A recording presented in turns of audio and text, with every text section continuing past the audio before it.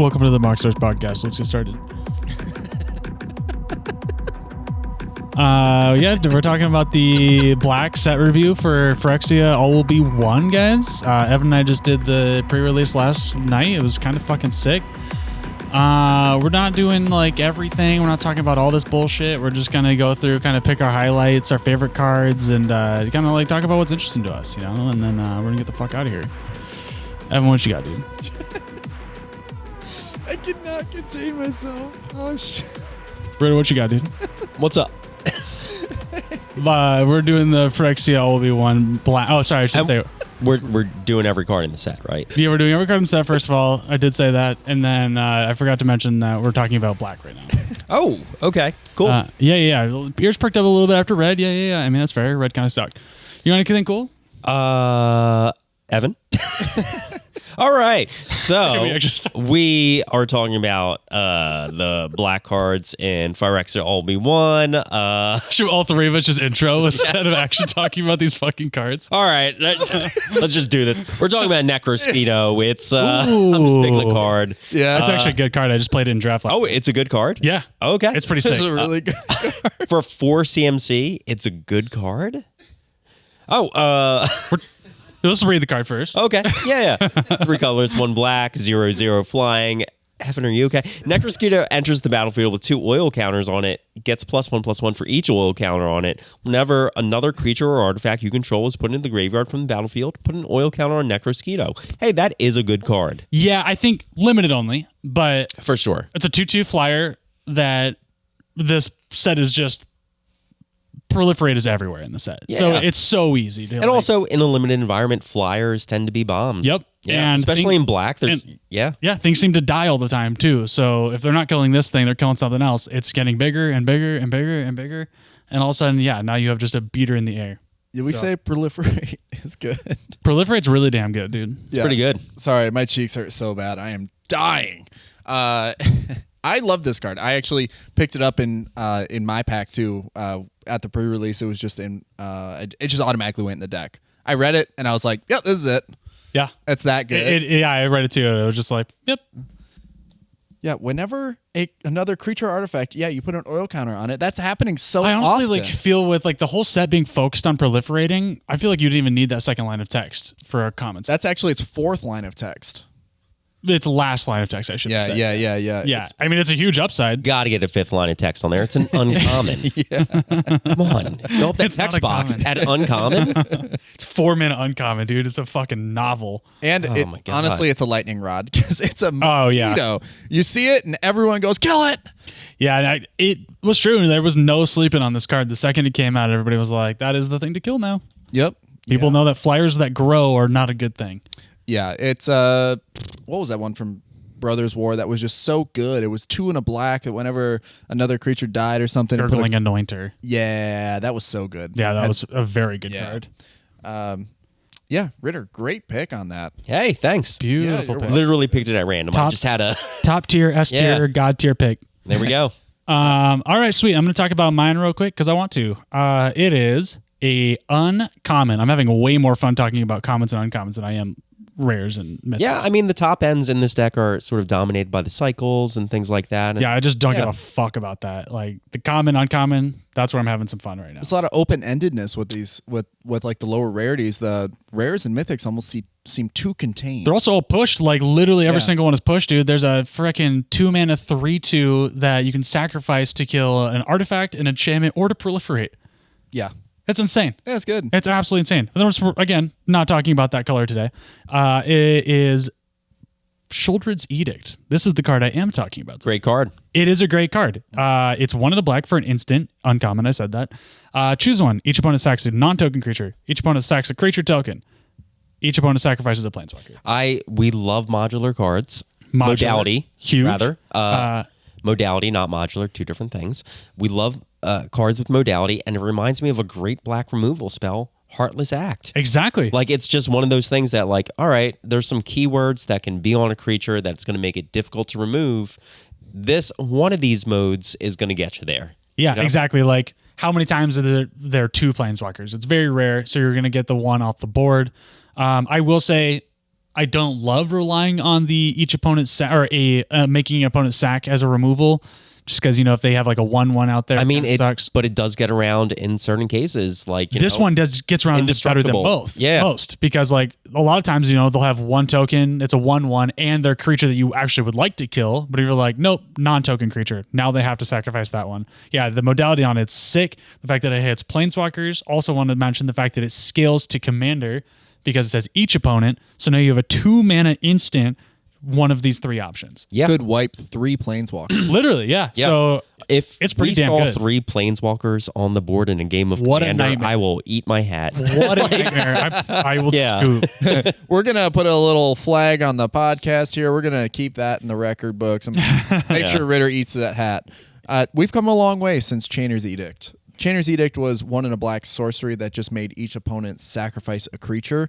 And now this is 1 in a black instant speed. Same fucking cost. Yeah, that now has a way to thread the needle to remove whatever you need to remove. Yep. Like we talked or about. Planeswalker, yeah. Yeah, we talked about like Blue Sun's Twilight. This battles that because it says each opponent sacrifices a creature token. So even if you created the copy of it, it's just like, okay, that card's less effective now. It battles it at least slightly. Yes, I mean, no, we're actually seeing a lot more token copies of things these days. Yes. Like just things creating copies on the stack of permanents has become a thing now. So yeah, this is just more and more relevant than ever. Yeah, again, this was something that was in my box for pre-release, and when I played it, it was amazing. It really just Reads is really good and limited. Yeah. No, I think if you're looking at this card and like evaluating it, like not just limited, but like eternal formats, it's definitely a 2nd-tier black removal spell in eternal formats. 100%. Which is pretty rare to break that threshold these days. Yeah, targeted removal usually like takes the crown on this, but this is so flexible, has so many modes that you could justifiably argue that this is worth the slot, or it's at least worth the sideboard. Yeah, I mean, Ritter, you were just saying that like indestructible is not nothing, like it's around there. So like saccring is a great way of getting around that. Yeah, you say you don't like sacrifice effects. I love sacrifice effects. Like, I mean, if you're in black, you're probably controlling the board through your other types of removal, discard, and things like that, where there's not going to be a lot of situations where they have the options. Like, every time I cast Soul Shatter, which is definitely a more powerful card, it hits everything I want on the board. Like, Soul Shatter's so good. Is it a more powerful card? I think so. I mean, that's fair. It makes you sack the highest CMC. This just gives you more options. Yeah, I mean, it's hard to say what's more powerful in a vacuum. I think Soul Shatter just has more homes. It's damn good. Yeah. For sure. But yeah, no, the flexibility on this is just next level. Yeah, definitely. If you're in Commander, you're in Modern, probably not Modern, but you're in Pioneer, I think this is now one of those better options that you can play. I definitely think we see this in Standard. Mono Black is not going anywhere anytime soon. Mm-hmm. Yeah. Speaking of removal, I will follow the traditional scheme of things, and I will choose a common to start off. I'm talking about Anoint with Affliction. 1 in a black instant, same mana value. Exile target creature if it has mana value 3 or less, and then it also has Corrupted on it. Exile that creature instead if its controller has 3 or more poison counters. Hey, eliminate with upside. I mean, not exactly eliminate, but it's a pretty clean answer to things in a limited environment where people are almost definitely going to have 3 poison counters because there's incidental toxic on every fucking card in the set. Everything. Yes. So I think you can make an argument that you can now build constructed decks that focus on Corrupted with like just in general from this set. I think we're going to see more poison counters be a viable strategy just incidentally where you're going to get to Corrupted, and the payoff is worth it. Like this for me is worth it. If you're playing Mono Black, which is going to be a very popular deck in Standard, always is. And I think this is an option for them to like unconditionally remove a problem. Yep. Where I'm at with it is I need to figure out if it's actually good enough. Like the whole having toxic creatures to get poison counters on it, and then also having the payoff on other cards that say this only is good once you have 3 poison counters on it. I feel like there is enough incidental toxic, enough incidental proliferate, and enough Corrupted just stapled onto other cards that are already playable. Right. That if you can just get to three counters on your opponent, all of a sudden you can build a deck that just gets the 3 counters easily by turn 3 or whatever, and then suddenly every single card in your deck is twice as powerful. Yeah, totally. I don't disagree at all. My thinking there is just you have to have the payoff cards, and then you have to have the toxic cards, and which means like you're never just having a corrupted card in a deck that's not a toxic deck, because it'll never be good enough. I just wonder if so. This isn't one of the cards that I'm selecting, but it is a card that you could play in this deck that might use this. It's Byleth Skull Dweller. It's 1 black mana for a 1/1 Death Touch toxic one. So does that create an argument to where like you play this as your 1-drop for the turn? Is it good enough, to like if you're going for that payoff? You play that turn 2, you drop Blightbelly Rat, which is 1 colorless, 1 black, toxic 1. When it dies, proliferate, and you're curving up into that strategy. And there are clean things at every slot up the curve where you can build into that. I'm saying these decks are only going to be from this set because all the cards that support the strategy are from this set. Well, I mean, going into March of Machines. Yeah, maybe we get oil counters are everywhere and stuff. Hopefully we get more. Yeah, the oil. I do wonder if they'll continue with March of the Machines for oil counters, because they have expanded their range. If you guys have seen any of the spoilers out there for like the artworks for March of the Machines, they're doing a lot of bouncing between planes. I just wonder how deep the Phyrexian Ichor goes. So we'll see what R&D is like cooking up behind the scenes. Could you build a deck right now? I think if you're playing at the lower level of like gold, you could play this and still see success. I think their cream will rise to the top for sure. Yes, I think we're 100%. going to see some freaking bangers. Some crazy decks are going to come out of it. No way that's not true. Yeah, It's going to be so creamy in Standard. It's just creaming. This is definitely still a common, and it's definitely has potential in Pauper. Like I'd say it might have I would love legs to see in some Pauper. toxic Pauper just kind of run in the meta. That'd be sick. Yeah, totally. Chris, you got something for me? I mean, yeah, I guess I'm literally just going to talk about the card that is in front of my face right now, incidentally. I wanna hear what it which is Karumonix the Rat King. Oh, 1 yeah. colorless, 2 black, legendary creature, Phyrexian Rat. Decent Rat Lord for more casual commander things. But I think it has a home in Standard. Just looking at it, Toxic 1. Other rats you control have Toxic 1. There are some okay playable rats in Standard right now. And when it enters the battlefield, look at the top 5 cards of your library. You may reveal any number of rat cards from among them and put the revealed cards into your hand. Put the rest on the bottom of your library in random order. So, for sure, commander applications there. I don't think it pushes anything into, a higher power level in commander. But I think the draw here is the incidental draw in Standard, because they have printed some Phyrexian rats and rats in general in Standard that you can play.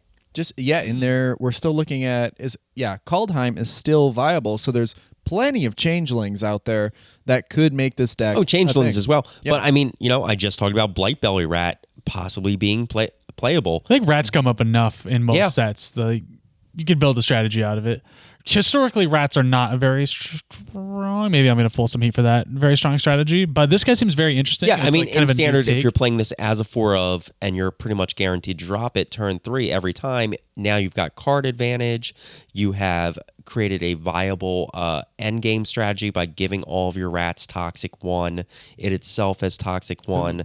I think, that's pretty sick. It's not going to be tier 1. It might be tier 2, 2.5, but I think there's a way to get here. Yeah, I think we've just seen too many rat colony and relentless rat decks to really think that rats can do anything else.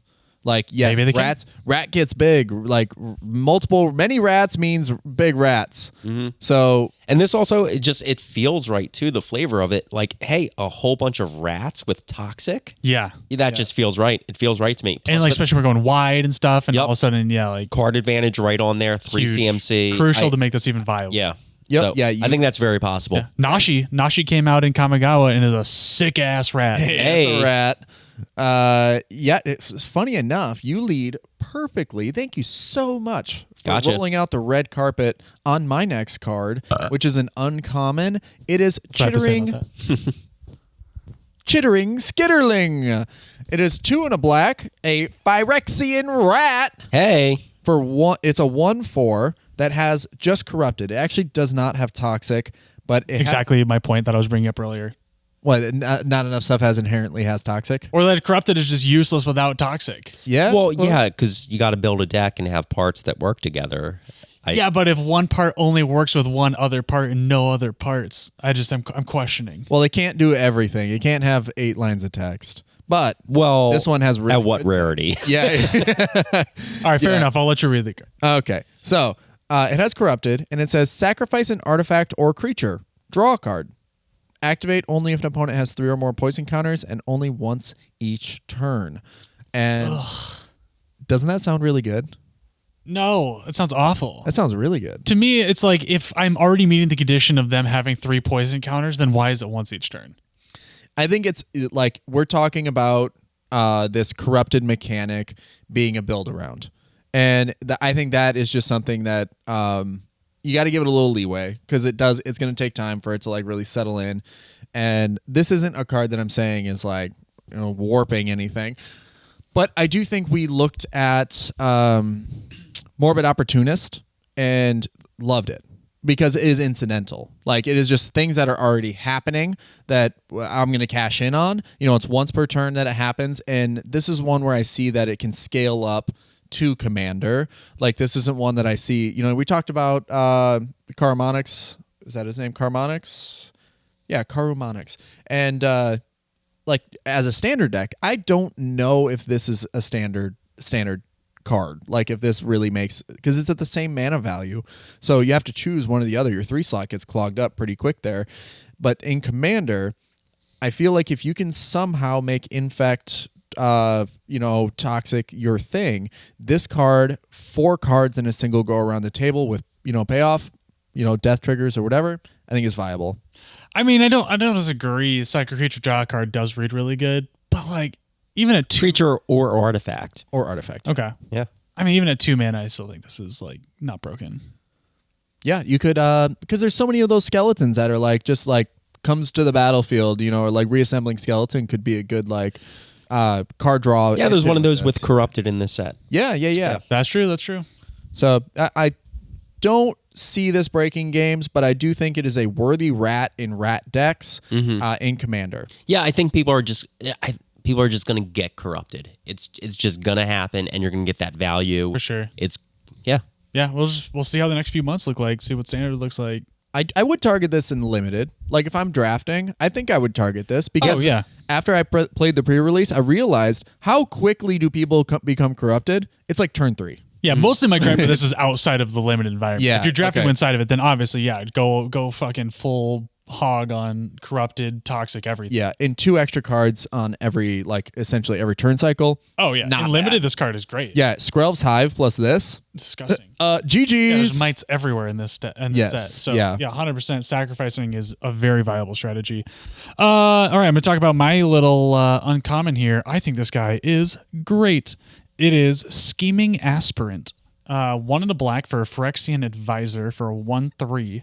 It has, whenever you proliferate, each opponent loses 2 life and you gain 2 life. This is pretty dang cool because it is a Blood Artist effect in that it drains and gains, but it doesn't require a creature to die, right? I think that's actually a good thing because 1, we have plenty of Blood Artist effects. But those effects require you, again, to have bodies committed to the battlefield. You have to have a system that does this. This lets you do that exact same effect with no board state other than this creature because there are instants and sorceries and tons of ways to proliferate. You can proliferate on Karn's Bastion. So this is... Yeah, and it doesn't say once per turn either. And it doesn't say once per turn. Yeah, it does tons of damage, huge life swings. And unlike Corrupted, where it is its singular payoff, you can set up any other counter-based strategy to pay off, and this is an additional benefit. But I think at the same time, though, this has lots of homes, but it definitely has a home in that corrupted deck. 100%. Yeah, it fits right in the curve, too, at the 2 slot. 100%. And yeah, the fact that this is a 2 and not 3 is actually insane to me. Like, yeah, a 4-point swing per proliferation is actually crazy in 1v1. I knew you were going to pick this card. So when you had already texted what cards you'd selected to the group, I was like, he wanted to get that selection in early. Like he wanted to make sure that Oh, yeah. that was locked in because I knew you had a lot of words for this. We've spent so much time talking about proliferation, how good it is, how underutilized it is, and that we just need to see some more payoffs to really kind of drive it into like current meta standards. And I think this is the card. Yeah, Contagion Engine, like really great with this. I know it's like a 6-drop, artifact, but the fact is, it proliferates twice, which is a 4, like what is it? 4 life on their end, 4 gain for you, so at least an 8-point life point swing. Proliferate now exists on the Vraska, so 0 proliferate. It's like this just sits on the battlefield, and the proliferating mechanic extends far beyond this set, and there are a lot of different ways many to do applications. It. Yes. Yeah. Like Contagion Clasp also proliferates. Like You can just have a proliferate deck that doesn't even care about this card, like a +1/+1 counter deck or whatever, an Ominous Seas deck where you're just trying to get to 8 and make a Kraken, and you're just splashing black, draining. Yeah, Atraxa Praetor's Voice is like the easy selection for this. I think this is an auto include for Atraxa now. Like it's very rare. It's very rare because Atraxa is such a wide, like it encompasses a lot, right? And so there's a dense card pool, a dense selection. People have known what it is. It's either planeswalkers or it's +1/+1 counters and -1 counters, whatever you want to do. This is now so generically good in that strategy. It just goes in the deck. Because what I see with that deck is sometimes you're assembling most of the value engine and you don't have all the pieces to actually win with, but what you are doing every turn is proliferating, not necessarily with a goal. So here's a way that you can now get value out of the thing you're always doing. Mm-hmm. It is suspicious, honestly. I'm looking at it, and the creature types, honestly, we say how important it is over and over again. In the artwork, we're clearly looking at a human, but they notably resisted the urge to put Phyrexian Human Advisor on it. So, I mean, also probably a cleric. Looking at the art, if we're going based on the vibes. Yeah. That's a human cleric. Yeah, my party deck wants that for sure. Yeah. It does make me sort of question why they didn't want to like put human on this, but I think that's how powerful it is. They had to put a cap on it somehow, somewhere. I think they're starting to be aware of, hopefully, of like typing and how a critical mass will offset power imbalances, if that makes sense. Like humans just getting better about humans. Yeah, no, I think this card is sick as hell, and I kind of want to find whatever deck churns this out in like a standard, maybe a historic environment. Maybe a black-blue planeswalker build where you're just proliferating and controlling, and this just happens to drain and okay. extra loyalty counters. I think I have a home for it in standard. Yeah? Yeah, it's that toxic corrupted deck that I've been talking about. Whoa. And you know what's going to top out that curve in that deck? Well, it's probably going to be Vraska. You're probably going to have 2 of the Vraska. But in the 4 slot, Ravenous Necrotitan, which is 2 colorless, 2 black. It's an uncommon, Phyrexian Horror, and it has Corrupted. When Ravenous Necrotitan enters the battlefield, sack a creature unless an opponent has 3 or more poison counters. This card is actually crazy, and I did play this last night. So here's the thing. Here's why I think this is going to be in a mono black deck in standard. It's going to be in that 4 slot because it's a 6/6 for 4 with a downside. The downside is easily negated because you have incidental toxic, incidental corrupted, and it just reads like Desecration Demon. The thing is, like, even if you don't have the threshold, it's actually still a good card. Yeah. Like, sack a creature for a 4-mana 6/6 is insane. That your 1/1 that you drop turn 1, that isn't putting in work anymore, sack it, and now you got a 6/6. 6/6. Right. 100%. And, a lot of the removal in this set is, kind of damage based or sacrifice based.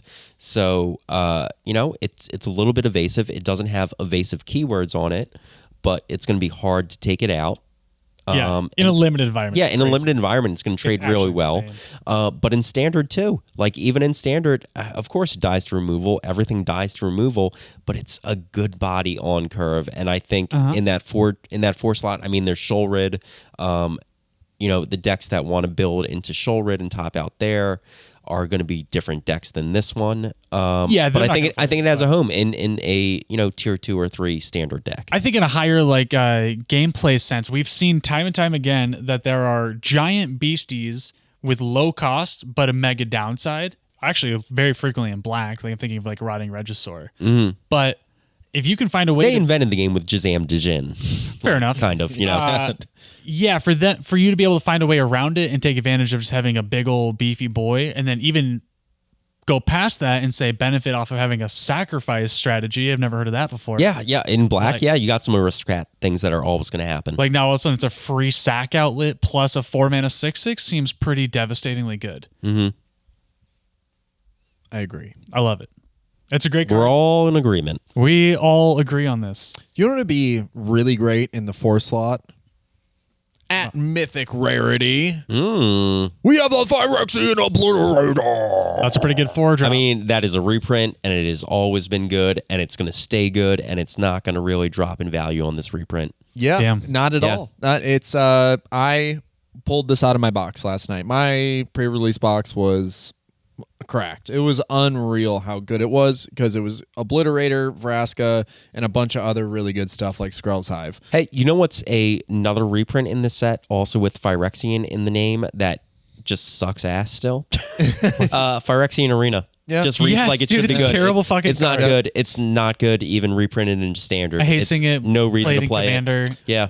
Let's talk about Phyrexian Obliterator. I just wanted to get that dig in and just Oh, that's a that. terrible card. Yeah, it's awful. No qualms. The Obliterator, on the other hand, still a great card, and I had never played it. Like, I've never played this card before until last night, and I realized, holy shit! Feels good to have it on your board, right? Holy, like, I just cannot believe this is the world's greatest blocker. Like, Oh, yeah. it's like, swing at me, idiot. Like, I will block you, and I'm like, if you do not swing at me, I'm gonna swing at you. Yeah, it is. Like- It's unblockable if you want it to be.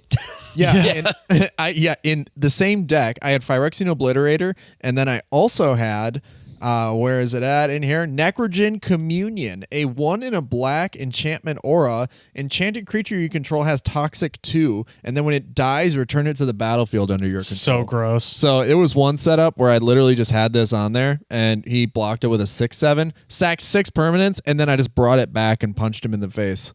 Like, again, it's so good. The Obliterator, I don't know how they printed this card and just at one point, way back when, and said, this is okay.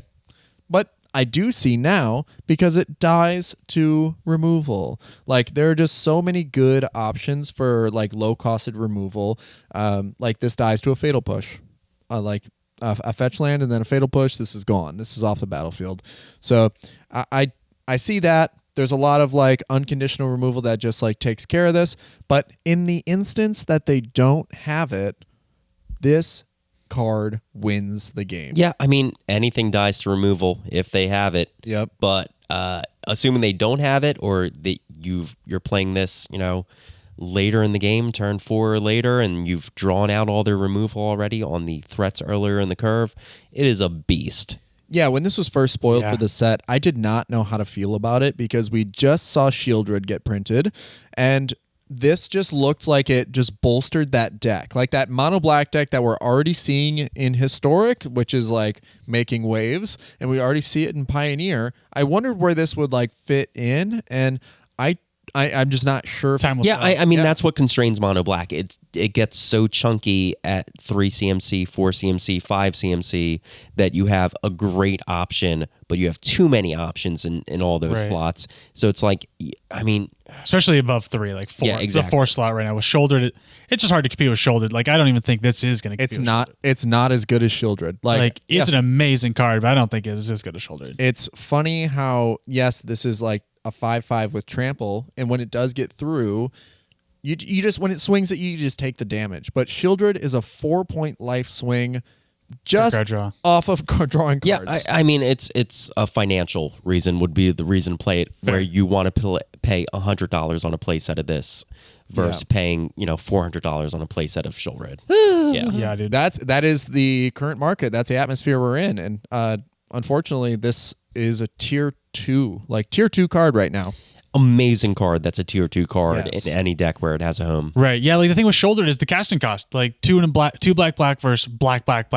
Like 2 black rather means you can still have this in a 3-color deck pretty comfortably. Yeah. Like you can play Esper Control, you can play Grixis bullshit, and really take advantage of this as your top end, and you don't need to be confined to that mono black.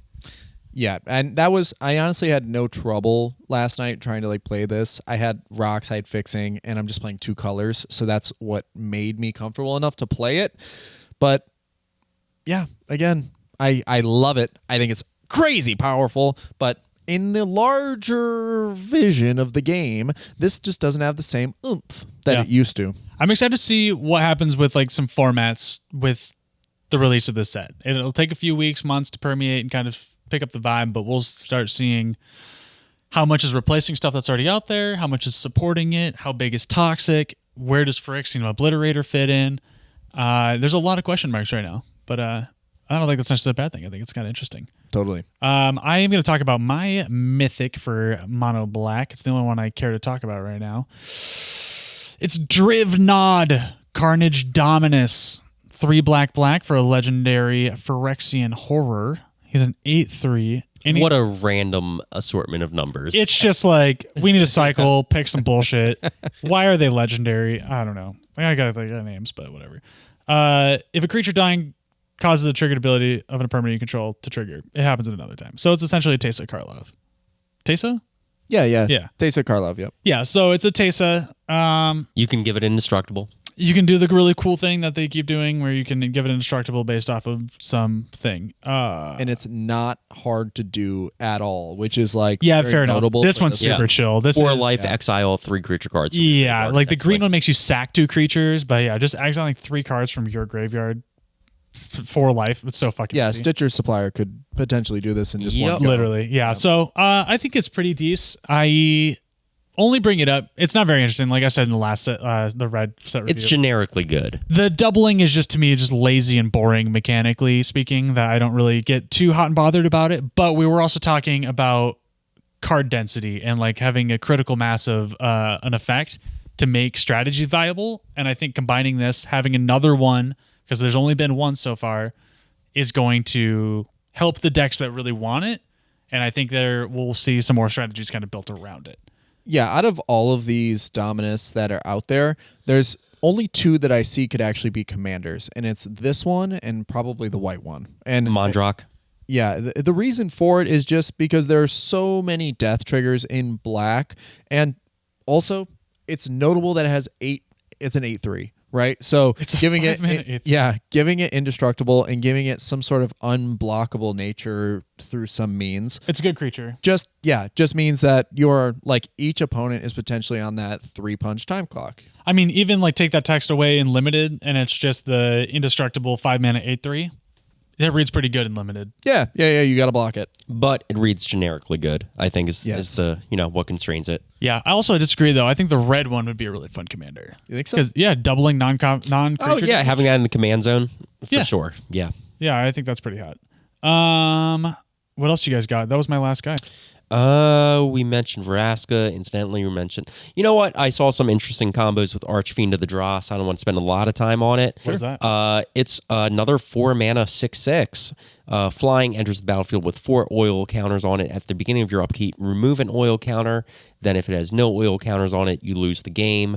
Whenever a creature an opponent controls dies, its controller loses 2 life. There's lots of things, especially in black, where you can just remove all the counters from something. Say, for example, Heartless Act that we already mentioned, right. Vampire Hexmage. And so the trick here is somehow gifting this little asshole to your opponent. I love that. Taking all the counters off and making them lose the game. Notably on the set, Glissa Sunslayer, when she deals combat damage, you remove 3 counters from target. Hey, there you go. Yep. So lots of ways to do that, remove the counters and make someone, hopefully not you, lose the game. That could have some fun commander applications. It's a little too wonky, I think, to be a clean solution. For sure. I do love those wonky decks that give players things and try to win the game that way. All right. Last one, and I swear it's the last one, but it might open up a little bit of room for conversation because this card is Black Sun's Twilight. It is X and a black. Instant speed, and this is the important part. Up to 1 target creature gets -X until end of turn. If X is 5 or more, return a creature card with mana value X or less from your graveyard to the battlefield tapped. Don't think it does enough. I like that it's instant speed. I hate that the rate is not good on this. Like, to kill a creature at instant speed and like, oh my god, you're probably gonna, let's say you cast this for 6, right? X equals 5, you're paying 6 mana. You're giving a creature -5/-5 at a much worse rate than Dismember, and then you're returning a creature card with mana value X or less, so it's a more limited reanimate spell that doesn't hit all the big juicy targets in your graveyard. I think it just does a bunch of things and does them not well. I really am only interested in this, and I just want to, for the X is 5. Like, if X is 5 or more, we haven't had many instant speed reanimation spells. Okay, I mean, yeah, because you have, you have Necromancy, you have Reanimate, and that's sort of where it tops out. But for 6 mana, for 6 mana, I mean, I think there are Grim Return is at 3 mana, and even though that's situational, I'd rather play that. I think when you're talking about paying 6 mana for this effect, there are so many other things. I'd rather play the situational ones or play the sorcery speed ones or something like that instead. For me, because that's such a big turn off. For me, it's exactly what we're just talking about, where for some reason on the top end big boy spells, they keep adding cards that make it worse the further you get down. Yes. So yes, it's instant speed removal. Yes, it's instant speed reanimation, but it enters tapped. Like, you don't even get to combat trick your way out of this, kill a creature, reanimate, block, right? Like, you don't even get that dream scenario, which at 7 mana, I think you deserve that dream scenario. Exactly, right? Like what should are you be able to reanimate the Phyrexian Obliterator and then block and then ruin their day. What scenario are you imagining where this is like just too busted, where it needs that drawback? Tap it. You know? For what? It, like, if it has a tap ability, you still can't fucking use it. So the only thing you could use it for, theoretically, at instant speed is blocking. Well, you can't even use it. Yeah, you can't even use it for if you took that away. Yeah. So like, it just was such a needless nerf on it for a card that's already, I agree, overcosted. It doesn't gain haste, so there's no tap abilities you can take advantage of or anything. Yeah. Now, a bit of custom magic. I want to throw this to the table now that we've read 4 of the 5 Twilights on the show. What would you guys think if these cards had the clause that the March of whatever, Swirling Mist, Burgeoning Life, where you could exile a card of the same color to increase the X by 2? Push them all into fringe playability at that point. It's only fringe. Yeah. You think it's only fringe? Yeah, I think it breaks these in half. You think it breaks them? 100%. I don't think it breaks them at all, but I don't even know if 100% it, it breaks it. So let's, I don't know. What are you holding in? Let's take this one. Because let's review the Red Sun's Twilight, right? Destroy up to X target artifacts, and let's say it just said you could exile a red card from your hand to increase X by 2. Right? And if X is 5 or more, you're trading how many cards in your hand to get to X is 5? Yeah, I still think that makes them not good enough. Yeah, it seems pretty crazy, right? I'm going to play mono blue, and then I'm going to pitch 3 cards, and I'm going to steal your 5 mana creature and then copy it. I think that's the strongest one. That one was already good. Yeah, it was already good. So I agree. I don't think it breaks all of it. It's only a hat on a hat. I don't think it pushes them into playability. Like you said, the more you read these cards, the worse they get. That's actually a very good point. Like, assessing it. If this cost way less mana, would you be happy with it? If the answer's still no, if it cost resources from your hand, is it better? Does it get better? And the only one that I see gets better is Blue Sun's Twilight, because you have access to, I don't know, you're playing off your back foot, so you have access to card draw like crazy. You're always going to have cards in hand. But I mean, the drawback is that it's a sorcery. Like, Blue Sun's Twilight's a sorcery. Right. And Black Sun's Twilight, the reason that it just does not, for me, even get over the hump if you added that text, is because it says it enters the battlefield tapped. It is like, it just kills it. You should be able to you should be able to 2-for-1 your opponent at 6 mana. I think that is a fair ask. And losing cards from your hand. Like, if you were to exile from your hand, right? Like, even without that though, you should be able to do that. Totally. You should be able to kill 2 creatures, get 1 creature is fine with me. Yep, you're right. It's a garbage card. It's garbage. Yeah. Hot trash. Yeah, I mean, Chris, you're right. You went into it saying like you weren't super hyped about this set, and like I ended up looking at this and doing the set review, that the commons and uncommons are the most interesting thing here for me. Everything above it is just kind of like, whatever. Everything was hype. And the more the cards like were revealed, the more I was interested in the set. And I was never truly interested in what they could do beyond that. You would go to a hype restaurant and like, yeah, it's not like the first bite where you're like, oh, everybody lied to me. It's like, you got to like take a few bites and then the luster starts falling off and you get the second course and you're like, this is not as good as people were saying. Yeah. Don't worry though. We still have 2 more episodes on our set review here. We're going to do white and then we're going to bundle multicolor and artifacts into one to cap it all off. And we'll close with a few notes beyond that. But we look forward to getting back to our regularly scheduled episode structure. Yes. Yeah. Thank you guys so much for listening. You can find us on YouTube, most podcasting platforms. Like, subscribe, hit the bell, and stay tuned for more MoxStars podcast because we're a bunch of G's. That was the MoxStars podcast. Thanks for fucking listening. Bye-bye. Bye.